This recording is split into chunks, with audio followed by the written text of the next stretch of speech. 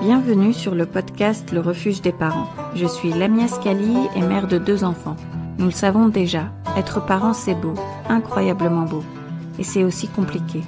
Mais nous n'avons pas à le vivre tout seul. À travers cette plateforme, je souhaite vous apporter des outils et astuces basés sur des recherches approfondies et ma propre expérience, à nous éduquer sur ce parcours de la parentalité où nous avons le privilège de faire partie.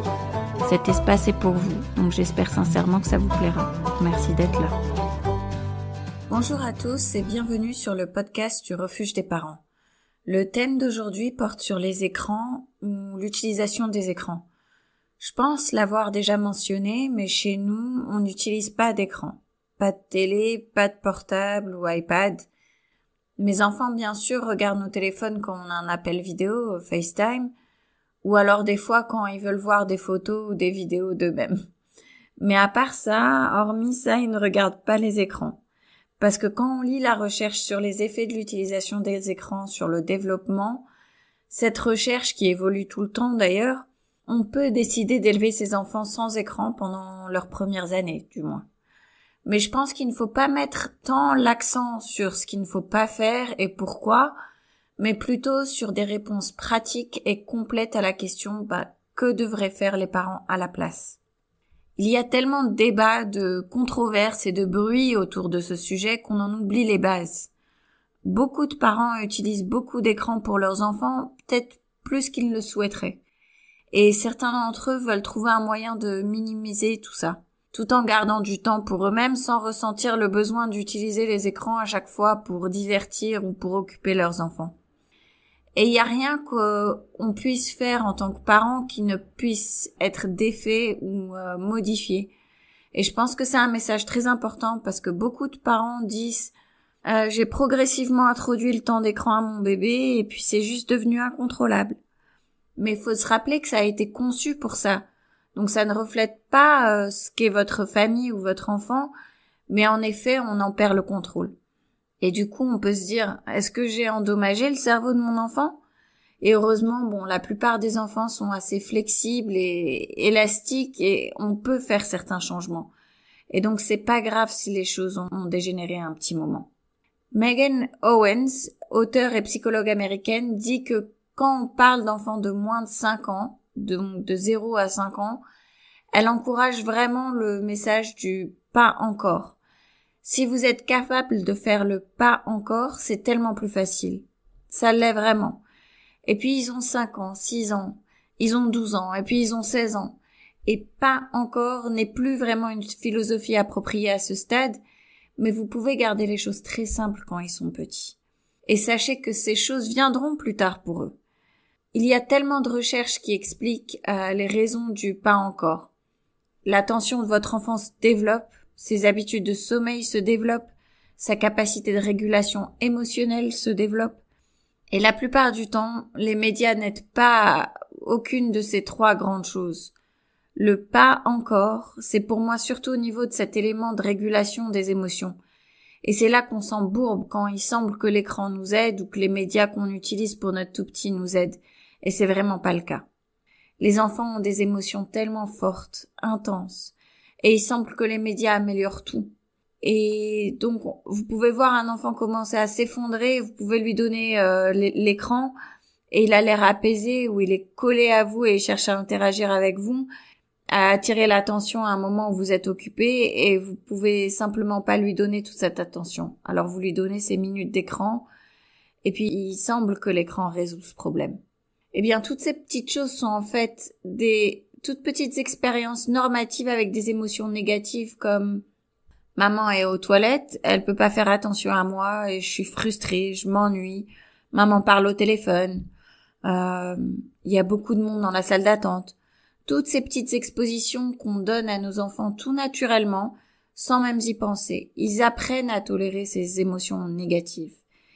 Et ce qui se passe, c'est qu'on réalise très vite que les médias nous facilitent la tâche parce qu'ils calment cette émotion négative, ou du moins, il semble que c'est le cas.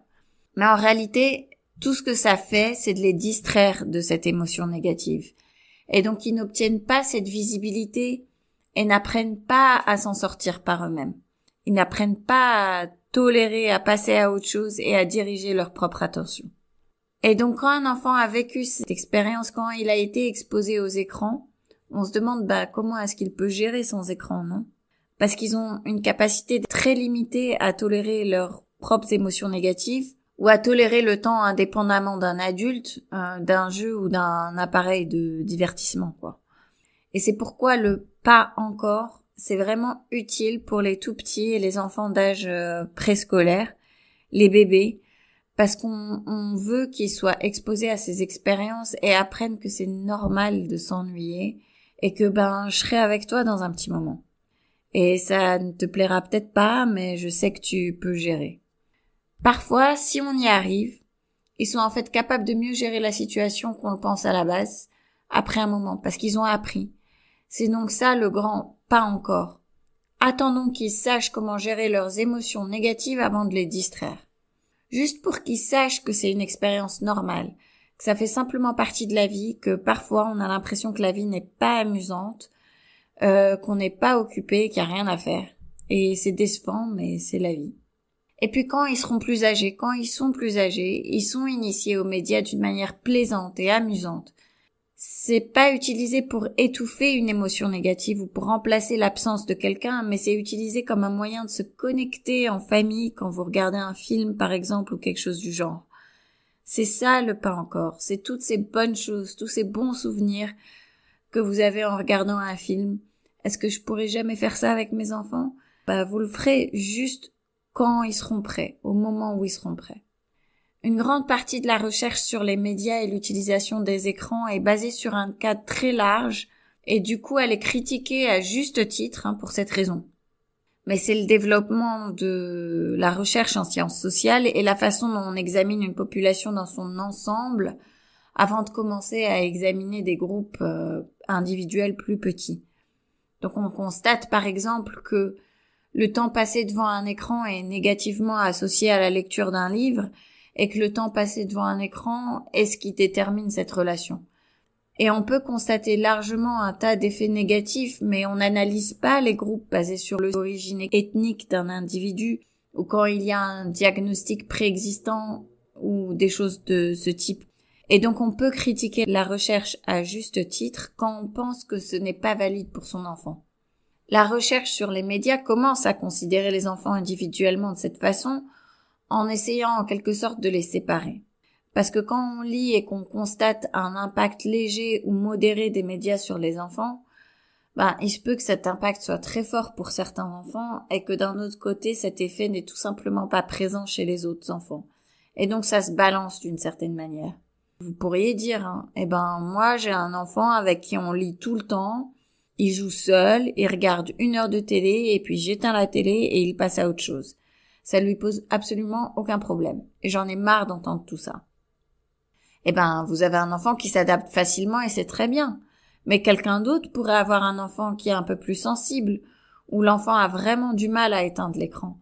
Et quand on éteint l'écran et qu'on s'éloigne, l'enfant a beaucoup de mal à trouver des choses à faire quand il n'est pas devant cet écran et perd son intérêt pour d'autres activités.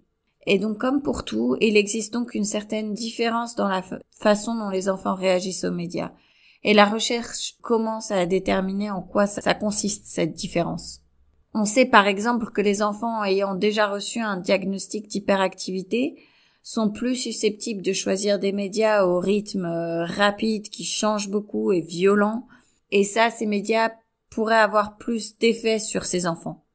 Mais c'est qu'un petit exemple de la manière dont les médias vont affecter différemment différents enfants.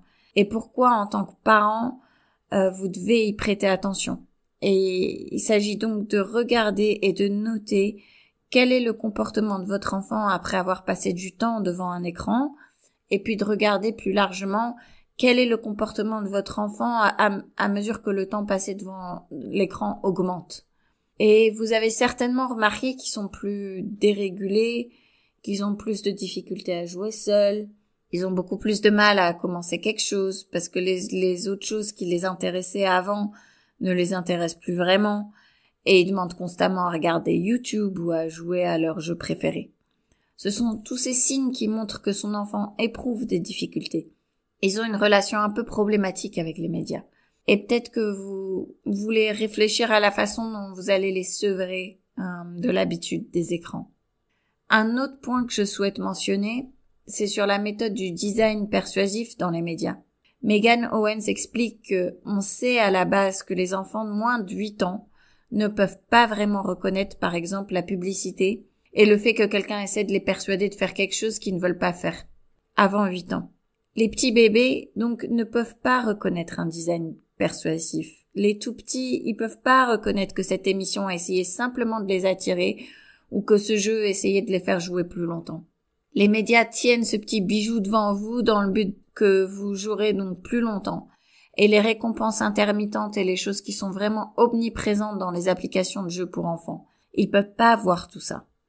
Et c'est difficile pour nous-mêmes, les adultes, de reconnaître tout ça.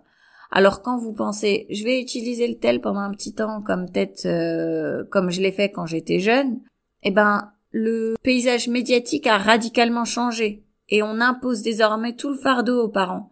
Et c'est très difficile pour les parents parce que c'est pas conçu comme ça. Ce qu'on regarde n'a pas été conçu pour être consommé en temps limite d'une demi-heure. C'est à ce moment-là que votre enfant va s'effondrer et c'est pourquoi le modèle du pas encore est vraiment intéressant avant que votre enfant ne développe une partie de la capacité cognitive nécessaire pour reconnaître et discuter de certaines de ces choses, ce qui n'arrivera pas avant l'âge de 6 ans. L'un des problèmes liés aux écrans n'est peut-être pas tant ce que votre enfant fait ou voit. Peut-être qu'il ne regarde rien de violent et que tout ce qu'il voit c'est approprié au niveau développemental. Mais il y a l'idée que ça enlève en fait du temps aux choses que votre bébé ou votre enfant, un enfant en bas âge ferait sans l'usage des écrans. Ce ne sont donc pas tant les médias eux-mêmes qui posent le problème, c'est juste qu'est-ce qu'il ferait s'il n'y en a pas. Et on connaît pas vraiment la réponse à cette question à moins de tout éteindre pendant un moment et de voir. Du point de vue de la recherche, on sait qu'il existe 5 grandes choses dont tous les enfants de moins de 5 ans ont grandement besoin et qui sont réellement associées au développement positif de l'enfant en termes de développement social, cognitif et physique. Dans son livre, Megan Owens utilise donc l'acronyme SPOIL, S-P-O-I-L. Essayez peut-être d'oublier un peu le temps d'écran et essayez vraiment de prêter attention à, premièrement, combien de temps social votre enfant passe avec vous, avec d'autres bébés ou d'autres enfants.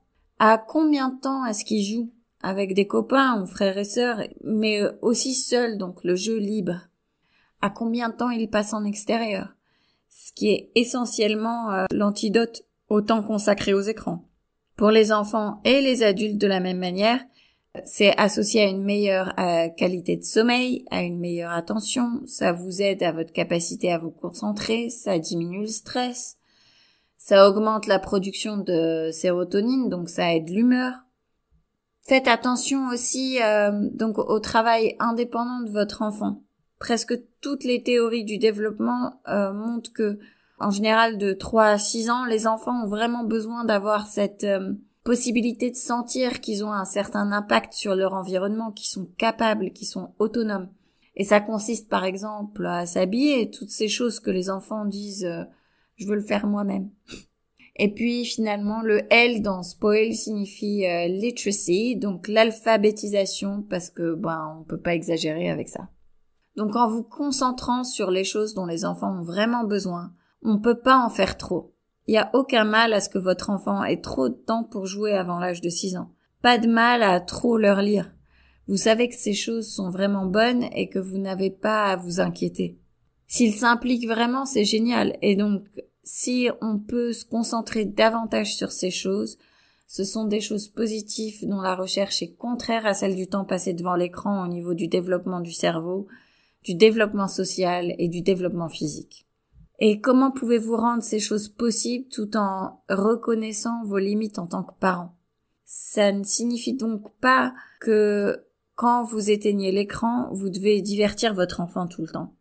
C'est juste pas possible, non?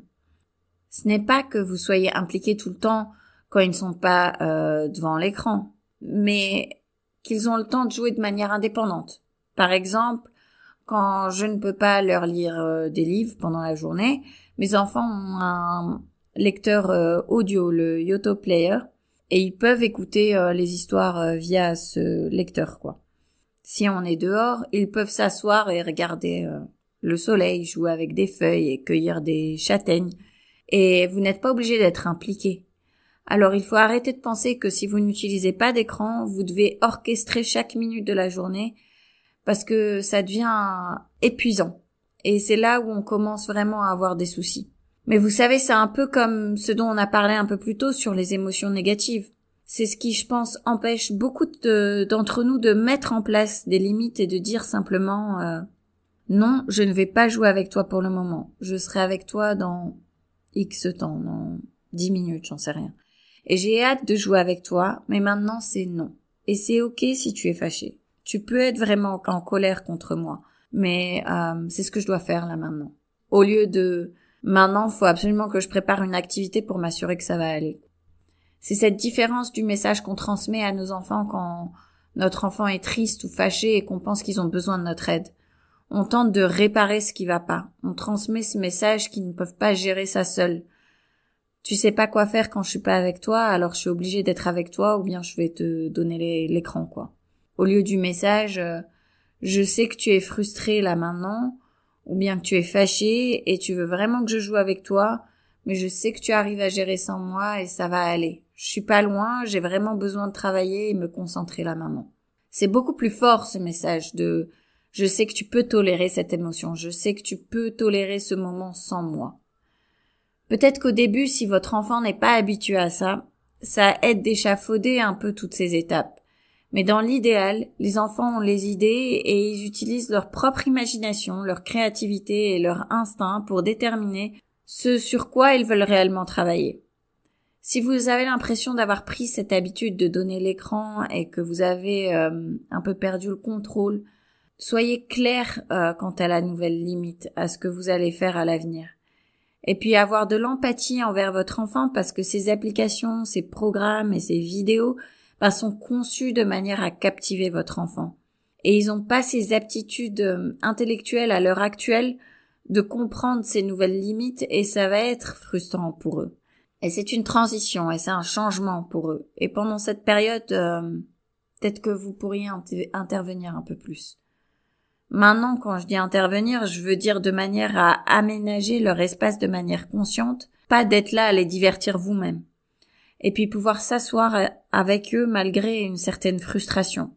Je me réfère à notre premier épisode sur le jeu libre, et donc faire attention à ne pas jouer avec votre enfant, ce qui est encore une fois quelque chose qui aide votre enfant à se sentir plus libre, d'inventer ses propres jeux, où vous n'avez pas besoin d'en faire partie. Parce qu'en général, les enfants remarquent si, quand on n'est pas impliqué dans leur jeu, on fait pas vraiment attention à eux. Et des fois, donner à ces moments de jeu, d'être juste là, attentif à leur jeu et intéressé à ce que votre enfant est en train de fabriquer. Leur offrir ces moments peut être très, très puissants. Leur montrer que tout ce qu'ils font est intéressant et utile. Qu'il n'est pas nécessaire que ce soit des trucs extravagants comme des personnages imaginaires ou un jeu spécifique ou un jeu de société ou quelque chose du genre. Ça peut être juste de regarder par la fenêtre, simplement d'être ensemble. Mes enfants ont 4 et 2 ans, bientôt 5 et 3. Et jusqu'à présent, ils ont jamais utilisé l'écran. Et peut-être que c'est une approche un peu paresseuse de ma part, parce que quand on regarde la recherche, c'est tellement plus facile d'adopter cette approche du pas encore que de faire face potentiellement à des problèmes qui n'ont pas été conçus pour leur cerveau en plein développement. Et le résultat, c'est que mes enfants, ils sont vraiment exposés à eux-mêmes.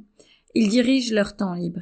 Ils n'ont aucun problème à gérer leur temps pendant des longues périodes parce qu'ils continuent à développer ce muscle sans être stimulés. Si on donne à nos enfants l'espace pour explorer au lieu de tout leur apprendre et tout leur montrer, ils ont une attitude différente qui leur permet de jouer seuls et d'explorer leur créativité. Merci encore pour votre écoute. Le Refuge des parents, c'est un podcast de parents curieux. Vous pouvez l'écouter sur Spotify, Apple Podcasts et toutes les plateformes de podcast. Et si vous avez aimé cet épisode, n'hésitez pas à le partager, à laisser des commentaires, à mettre des étoiles. Vous pouvez aussi me contacter sur info@lerefugedesparents.com. À bientôt pour le prochain épisode.